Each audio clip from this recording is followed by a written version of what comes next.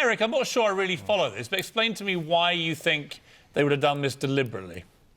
Well, look, I think there's something going on, and it's very strange, Piers. I mean, honestly, I mean, really, to have this happen is very strange. This is a show that has been dying in ratings for year over year. It's now talked about around the world today.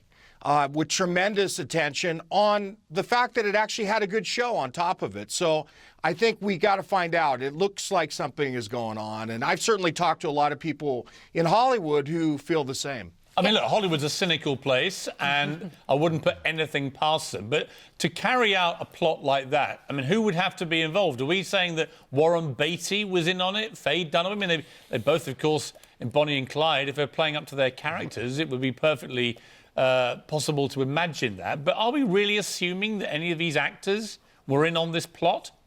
You know, it's interesting. It's hard to know whether they were in on it. I think it's more likely that they could have been picked to the extent that the Oscars was actually behind this, because these are aging actors. I mean, if anyone is going to make a mistake on reading something, on not knowing what's going on, it would be them.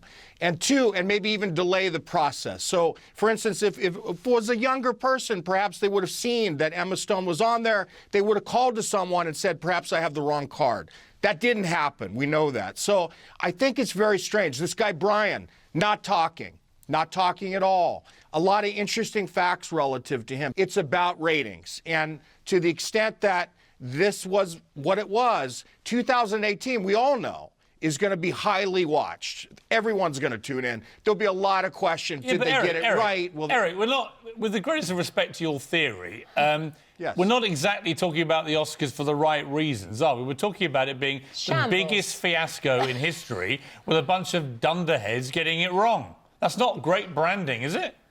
Well, I think it's interesting. What it does is I think you can take it many different ways. Sometimes in entertainment, being the villain actually gets you more attention. And so perhaps people won't even remember by the time that the Oscars ends in 2018, but they will get the ratings. It may have been a lone wolf plot by Brian to promote himself. I mean, he's now the most famous Brian in the world. Mm-hmm. For being, it's an interesting theory. It's a very interesting theory. For making the biggest mistake. Yes, everyone loves somebody who makes a genuine mistake, right?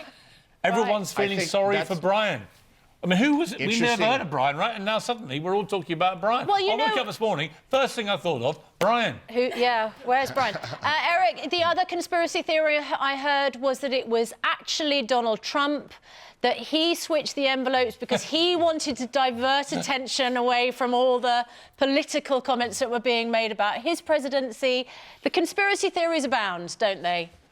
He got, I'll tell you, the best revenge of all, because these are a bunch of liberals in most cases who were just hammering him. I mean, throughout the night. I mean, we saw it in every different way, all types of metaphors. And then the ultimate irony of what happened at the end. So I know he was likely laughing, certainly entertained by what occurred. Well, I hope Brian wasn't counting the election results, so we could be in for an even bigger shock by the end of the week. Eric, thank you very much indeed for joining us. Thank you, Piers. I love all the theories, but I just can't believe it was any big plot. I just think Brian just had a very bad day at the office, and when you've got one job and you get it wrong, I suspect we will not be seeing Brian and his selfies at the next Oscars. I just wish he'd hold up his hands. Poor Martha was getting the blame as well. Yeah, and you're not happy about Martha, are you, being thrown on the bus? I agree.